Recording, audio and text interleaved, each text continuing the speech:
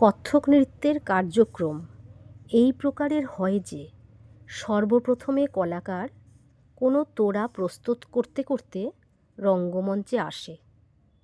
অনেক সময় এটাকে আমোদও বলা হয়। আমোদ শব্দের অর্থ হল আসা বা প্রবেশ করা।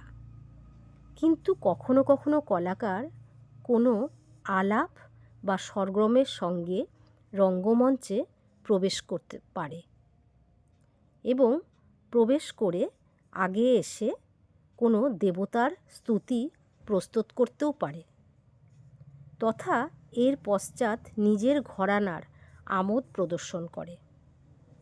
প্রত্যেক ঘরানায় আমোদ পরণ বিশেষ রূপ দিয়ে রচনা করা হয়। এইভাবে সাজিয়ে নিলে কত্থক নৃত্য মঞ্চে প্রবেশ করে এইভাবে পর্যায়ক্রমে সাজিয়ে নিতে হয়। প্রথমে, মাঝে এবং শেষে কিভাবে কত্থক নৃত্যশিল্পী মঞ্চে নৃত্য পরিবেশন করবে, তাতে পরিবেশনা অনেক সুন্দর হয়, সকলের দৃষ্টিগ্রাহ্য হয় এবং একটা সুন্দর পর্যায়ও রক্ষা করা যায়। এইভাবে